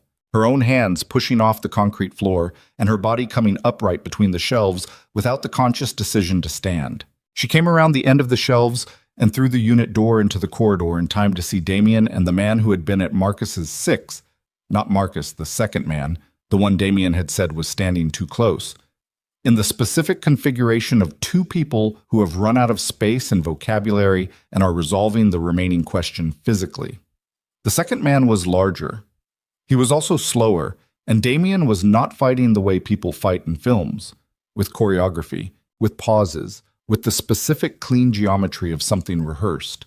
He was fighting the way people fight when they are smaller and faster and have spent 23 years learning that efficiency is the only currency that doesn't run out. Claire looked down this corridor toward the building entrance. The first man, the one stationed there, was moving toward her, covering the distance fast. She looked at what was in the corridor between her and him, a metal shelving unit mounted to the wall, holding maintenance supplies, a mop, 2 buckets, a box of industrial cleaning solution. She pulled the shelving unit as she passed it, and it came off the wall bracket with a sound that was both louder and more satisfying than she expected, and went across the corridor floor, and the first man hit it at full stride and went down with the particular surprise of someone whose body has stopped moving before their mind understood why. She didn't stop to assess. She kept moving toward the building entrance. Marcus Webb was not at the entrance. The entrance door was open, the cold October air coming through it, and the corridor beyond was empty. She stopped, turned. Damien was behind her.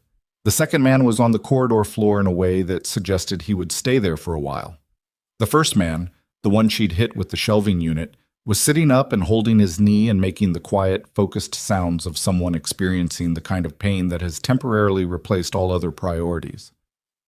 Marcus ran, she said. Yes. Damien was breathing harder than she'd ever heard him breathe. Not ragged, but present. The breath of someone who had spent something physical and was replenishing.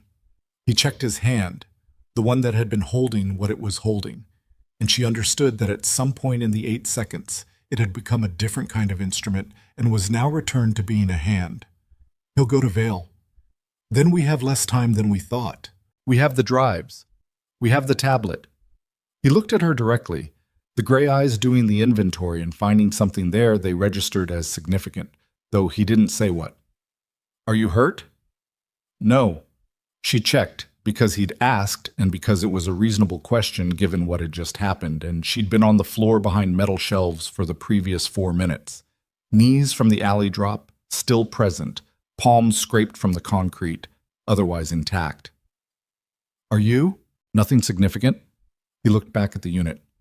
We need to take the drives and the tablet and the Whitmore documentation, and we need to leave this building in the next 3 minutes. What about them? She looked at the 2 men in the corridor. They're not going anywhere fast. He was already moving back into the unit. And they're not the problem. Marcus is the problem. She followed him back in and they worked fast. The drives, the tablet, the sealed legal envelope from the shelf behind the fuse box panel. Damien had a bag, the kind of nondescript backpack that didn't announce itself. And he put the drives in first, then the envelope, then looked at the tablet where her father's face was still speaking on the screen. It's still going, she said. I know. He handed it to her. You hold it. She took it. Her father's voice continued in her hands, calm, precise. The voice of a man who had rehearsed this statement until it was as clean and unassailable as he could make it, who had understood that the clarity of it was the only thing he could still offer after 22 years of not being able to offer anything else. They left the building through the service entrance at the back, into the access road that ran along the canal and walked fast in the direction of the Gowanus without running. The water to their left was the gray-green of the October afternoon. The buildings on either side were low and industrial and indifferent. Her father's voice came from the tablet in her hands, and she held it against her chest, with the screen facing up so the audio continued, and she could hear it, and she walked and let it come. Conrad Vale, the accounts, the shell companies, the names of the people at the operational level who had worked under him for decades, the 1998 exposure and what it had not exposed, the restructuring, the 14 years of documentation from a city no one had named, assembled by a man using methods she now understood had required the complete sacrifice of any life that didn't serve the mission. The voice was even and thorough and had the quality of a man speaking to his daughter rather than to a camera, using we sometimes, using you sometimes, the oscillation between the recording's official purpose and its actual one.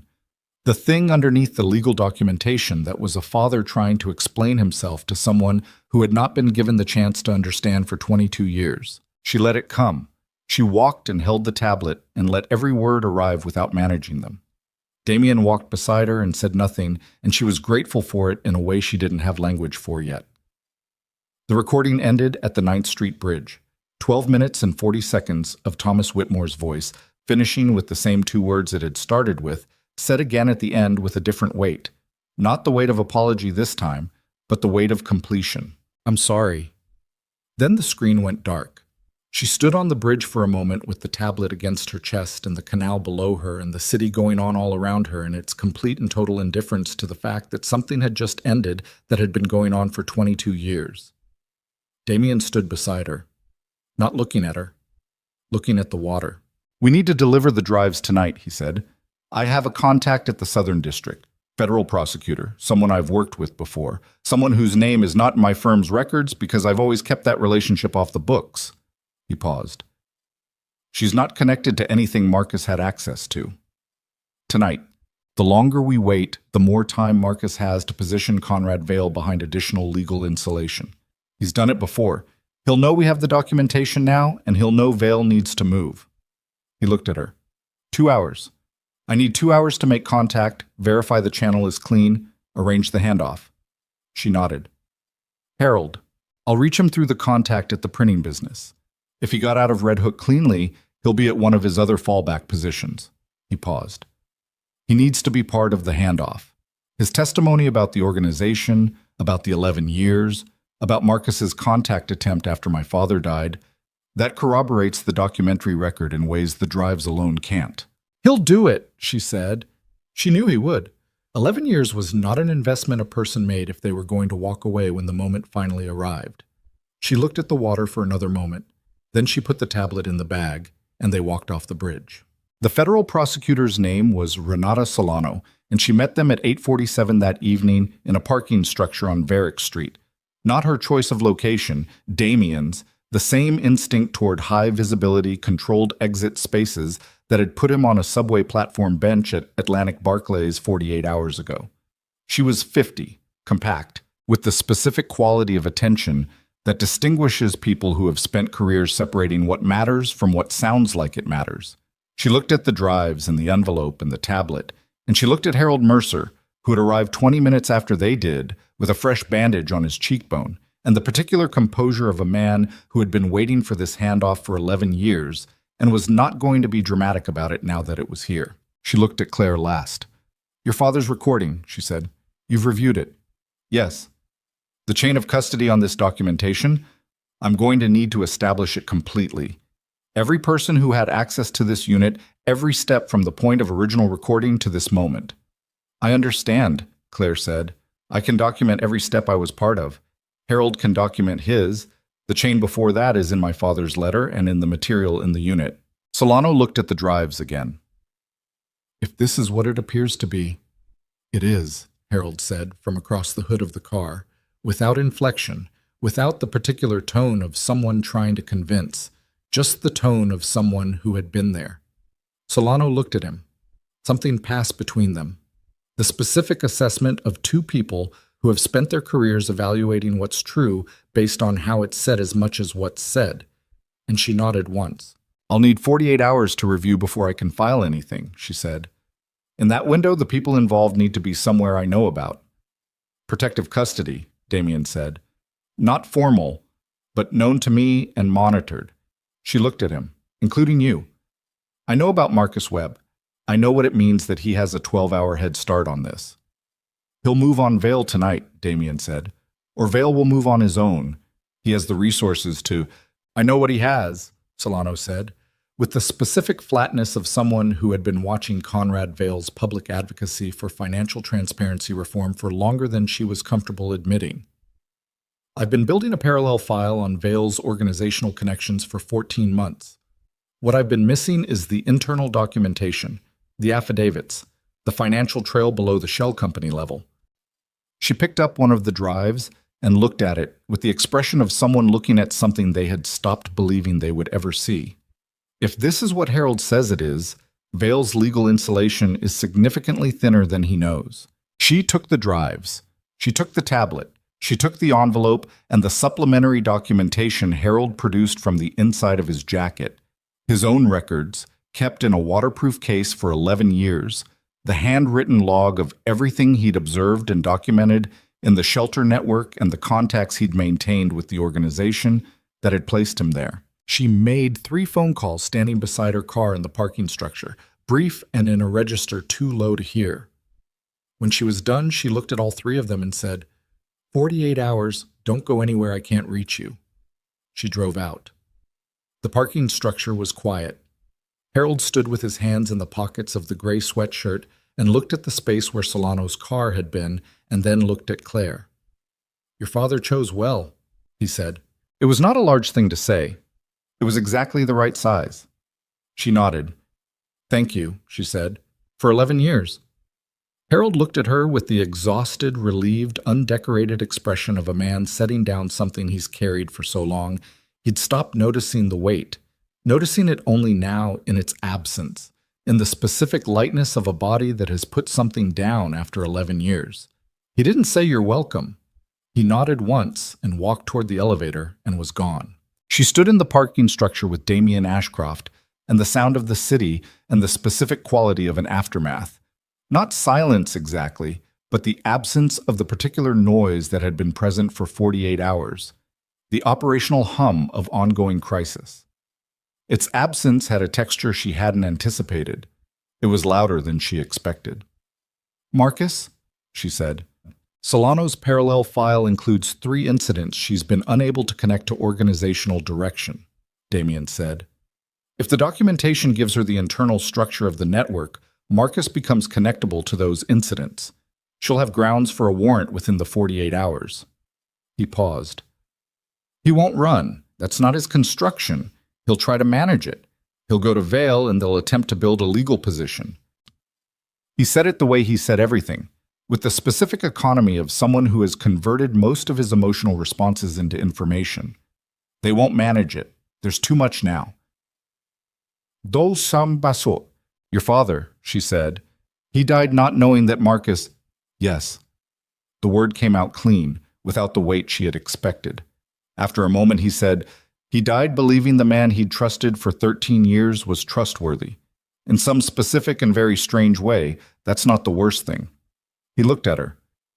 It means the last thing he felt wasn't betrayal.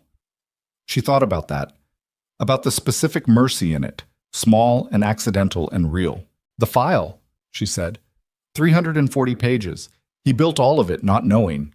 He built all of it because he believed it was the right direction. He was wrong about the specific conclusion, but everything he documented was accurate. It was the foundation. He looked at his hands briefly, then back at her. My father spent 6 years trying to finish something and died before he could. It took 14 more months and the right person showing up on a subway platform. He stopped. Something in his expression shifted. The fractional loosening she had first seen on that train, the involuntary tell of an expectation exceeded. You weren't supposed to grab my arm. She almost laughed. The sound that came out wasn't quite a laugh, but it was adjacent to one, which was more than she had expected from herself at 8:59 in the evening after the day she'd had. I was out of options, she said.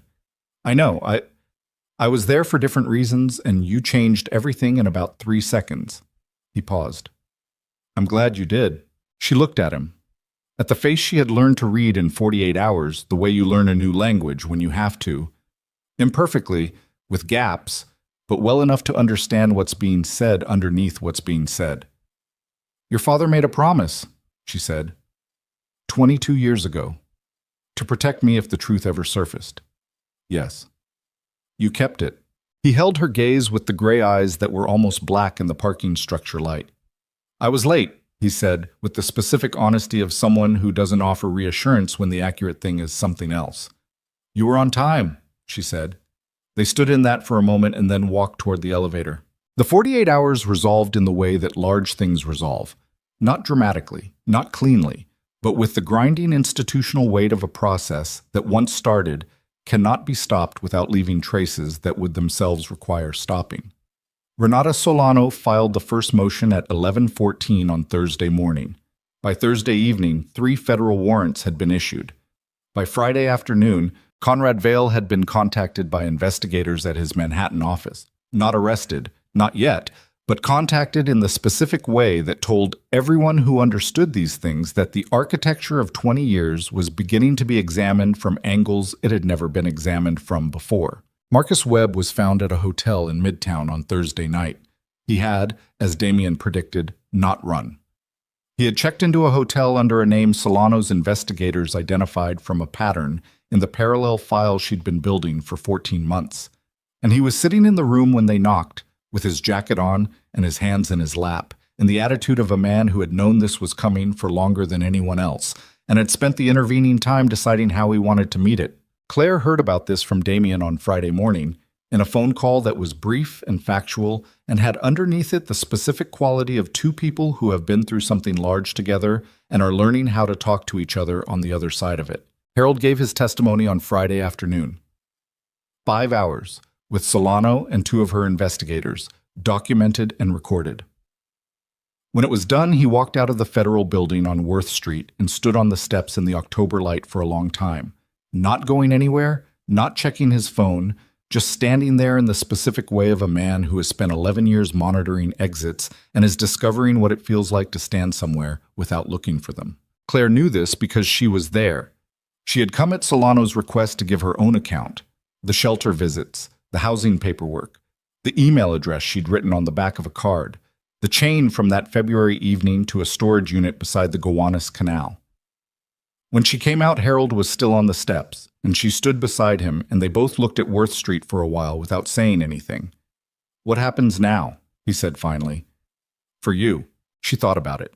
About the question's actual size. The apartment in Brooklyn with the surveillance car that was no longer parked outside it. The job at the social services agency. The clients whose cases she had not been able to think about for 2 days, and which were waiting for her with the patient, indifferent continuity of people whose needs do not pause for other people's crises. The ordinary weight of an ordinary life that had turned out to be built on a foundation she hadn't known existed. "The same," she said. "My job. My caseload." She paused. "Maybe a different apartment. Something without a ground floor window." Harold made a sound that was almost a laugh. "Good instinct. What about you?" He was quiet for a moment. "I don't know. 11 years of one thing, and then it's done. I don't have a good model for what comes next." He said it without self-pity, just with the honest bewilderment of someone who had structured everything around a single sustained purpose and was standing in the space where that purpose had been. "You could do what I do," she said. He looked at her. "Shelter work, social services." She looked back at Worth Street. "You spent 11 years learning how people survive when everything official has failed them. That's more than most people have." Harold looked at the street for a long time. She didn't press it. It was a thought to leave somewhere and let him look at whenever he was ready. She went home on the F train, the same line she had taken Tuesday morning to Cobble Hill. She sat in the car with her bag in her lap and her hands loose on the strap, not white-knuckled, just resting there, and let the train do what trains do, which is move through the dark in a straight line toward where you need to be. Her father was alive. That was the thing she hadn't let herself sit with fully for the previous 48 hours because there hadn't been space for it between the operational demands of staying alive and getting the documentation to the right people. It was the thing underneath all the other things, the load-bearing truth that she had been stepping around, that she was going to have to stop stepping around. Thomas Whitmore was 61 years old and alive in a city the file hadn't named and the letter hadn't named, and she didn't know yet whether Solano's process would make it safe enough for him to surface, or whether safe was a thing that existed for him in any form she could currently imagine. She didn't know what 22 years had done to him beyond what the photograph showed and what the letter said and what the recording made visible in the specific way a recording makes things visible. The face, the posture, the voice, but not the full weight of the person. She was going to find out.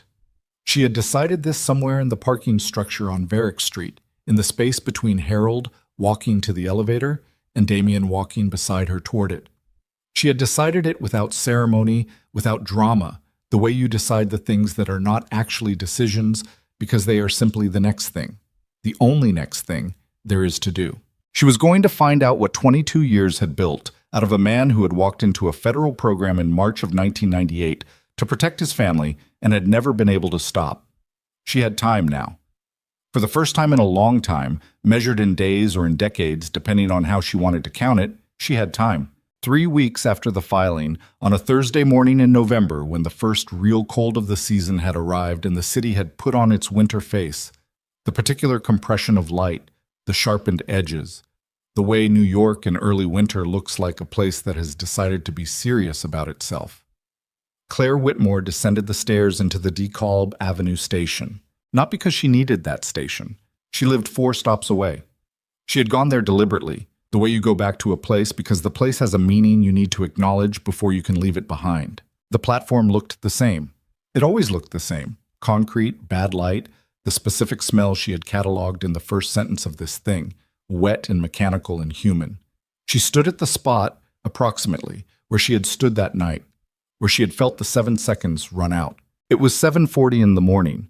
The platform was full of people going to work, carrying coffee, wearing headphones, inhabiting the specific interior space people inhabit on morning commutes, present in body, largely absent in attention. Nobody was positioned. Nobody was watching in the coordinated pattern she now knew how to recognize. The world had returned to being exactly as it appeared. She stood there for a little while. The train came. She got on. She found a seat and sat with her bag in her lap, and thought about a charcoal overcoat and an arm going rigid for 1 second before it chose something else, and about the specific cost of the choice, not just in the 48 hours that followed, but in the 22 years before, in the Arthur Ashcroft, who had attended a graduation and sat 3 rows back and to the left, in the Thomas Whitmore, who had set up a camera in a plain room and addressed his daughter for 12 minutes and 40 seconds, and then named the most dangerous name he knew with the steadiness of someone who had made his peace with what the naming would cost. Nobody had gotten out of this clean.